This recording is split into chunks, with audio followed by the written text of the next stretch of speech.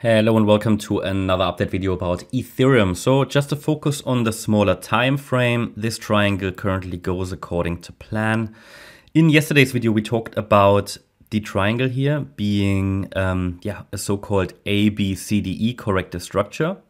In these structures, we are looking for 5 waves. Each of these subwaves are corrective. So the wave A was an ABC. The wave B was an ABC.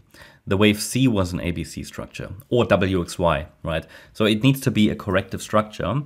And at the moment, it looks like we are still in the D wave. That is what was forecasted as well.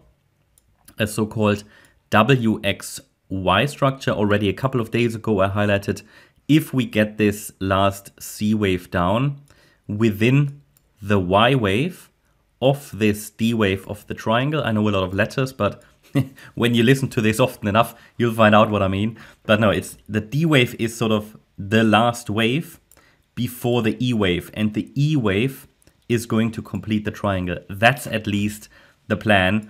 In everything I tell you here, you need to understand that all of this is probabilistic, and we are really operating on a very small time frame here, which I normally don't like to do, especially not in a correction, but because it's so boring, I built this in. I mean, it followed it. It's just that you need to be prepared for a lot of unplanned volatility on these smaller time frames. So the wave counts can change frequently. But what we're tracking is the ideal wave structure, right? And so far it's following it. And the D wave, so after this D wave, which should be a higher low, we would like to see a lower high in an E wave. Yeah, and then we could come down to make our lower low. So the base case is still one more lower low on the ETH chart. Next Fibonacci support is 1533 and then 1455. These are the next two Fibonacci levels on the Fib scale here on this chart. And the triangle should, in all likelihood, break to the downside. Now, if we now get another rally, it would be the E wave. That could be the last wave of the triangle. You need to understand that these triangles can always extend out. They can always extend out until they are broken.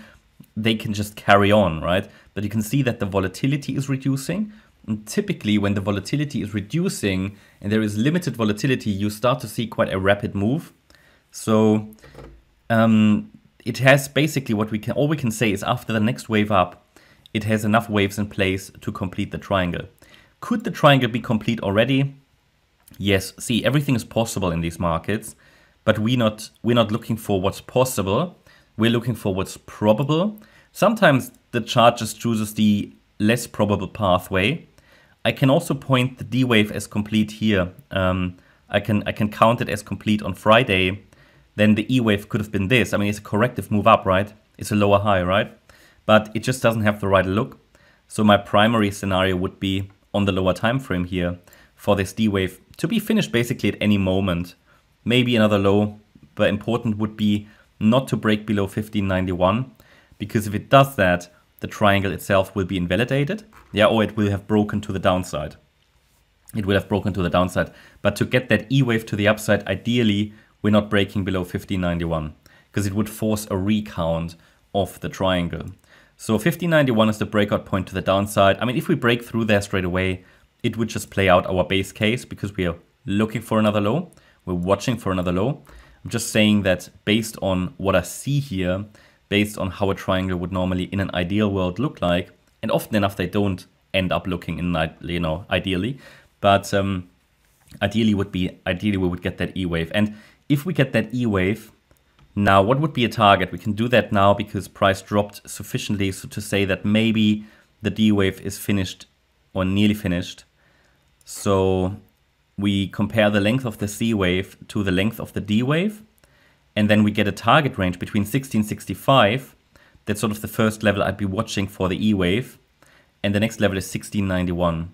This is sort of the range that you would expect for that E wave. But honestly, we are operating on such small time frames that if you're trading this, you need something else. You need an additional edge, okay, to trade. Don't just simply trade the waves. That's not how to do it, especially on a small time frame. But resistance is 1725 or 1724. I think that shifted a little bit. Don't know why.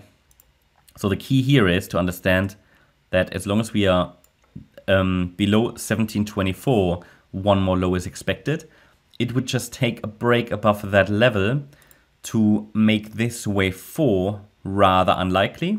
I would then rather need to recount and reevaluate the chart. But the point is, as long as we are moving in a corrective fashion below our resistance level, another low is expected. And then we need to see how the price reacts to that next low. I can imagine that the next low could be a more substantial one, and we get a more substantial rally afterwards. And then we take a look at the structure. But at the moment, we have no low in place. Bear in mind, without a 5-wave move up and a 3-wave move down, we have no low in place. So it needs a bit of patience, but so far it's going according to script. I'll let you know if anything changes. Hope you liked the update. If you did, please hit the like button, leave a comment and subscribe. And if you really like the content, then please check out the channel membership. Thanks a lot for watching. Bye-bye.